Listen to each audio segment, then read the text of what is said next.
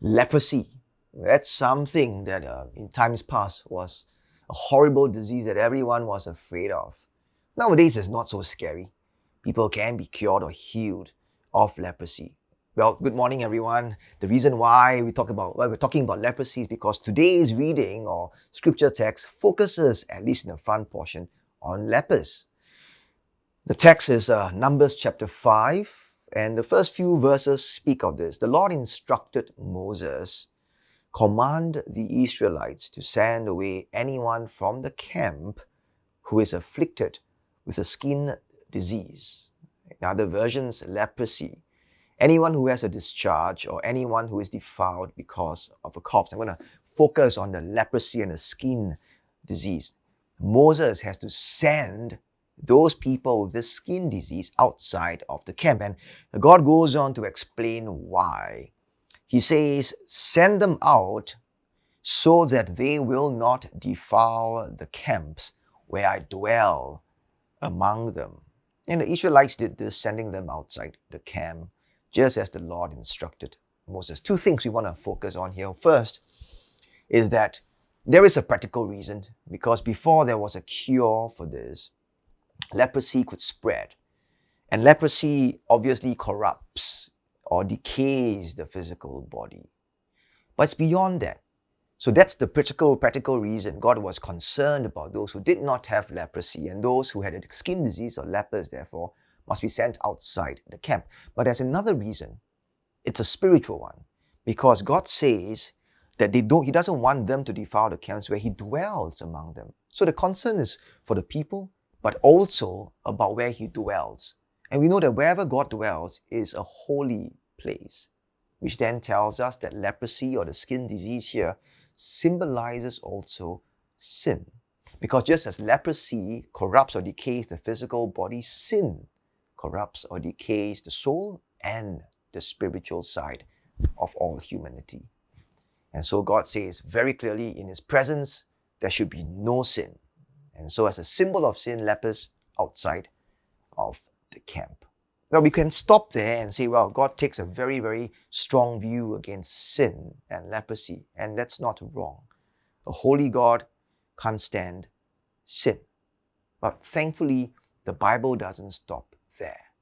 To fully understand God's view of this, if we just jump to the Gospels, and specifically to Jesus and how He relates to lepers, I think we can see the other side of God. That just as God has a very strong view and strong stand against sin and the lepers, which symbolizes sin, He also has an equally, if not greater, compassion for those who are under the burden of sin. And the reason why I say that is we jump to Matthew chapter 8. I won't tell you the first few verses, but go read it for yourself. Every portion of the Bible is worth reading. In Matthew chapter 8, Jesus is walking, and a man who is suffering from leprosy comes to Him and says, heal me. Basically, I'm summarizing it. If you will, heal me. And what He does is, we are told, Jesus touches the man and He says, I will be healed. He touches the man. If we understand how Jesus heals and how God heals in the Gospels, there is no need to touch. But because this leper comes to Him, who has been shunned by society, who has been cast out of society, Jesus, who represents God, wells up with compassion and touches him.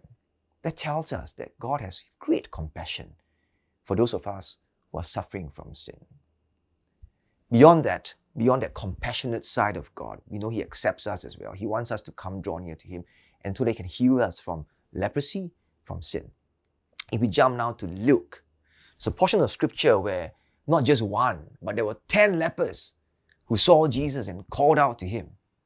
And Jesus heals all 10 of them. And this time, obviously, He doesn't touch all 10, which again tells us that when He touched the man, the first leper that I spoke of, it was really to show and to express God's heart and compassion for leprosy, for those who are suffering from leprosy and those who are burdened by sin.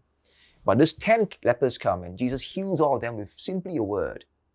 But after that, only one returns. And we are told he's a Samaritan. And this one returns and In gratefulness, appreciation, thankfulness, he returns to Jesus, praising and thanking Jesus. And Jesus asks this, were there not 10 of you? What happened to the other 9? And well, there's only one here. And I think that again is another reason in this whole line or theme of lepers and leprosy. It's this. Hopefully, prayerfully, none of us would ever forget that the only reason we can relate to God, that we can enter into His presence, that we can read His Word, that we can lift our voices and our hands during Sunday worship, is because of the compassion of God. It's easy to forget. It's easy to take the healing of the leprosy, the dealing of the sin for granted. But maybe never be like the 9, but be like the 10th who came back. I'm not talking about thinking that we are still sinners, because that would mean like the person coming thinking that he's still a leper. No, he recognized that he has been healed, just as we ought to recognize that our sin has been dealt with. But let that recognition lead to gratefulness for the compassion of God. May we live as grateful people, always to God's compassion. And may that gratefulness also affect and guide the way we live our lives towards others. God bless you all. Amen.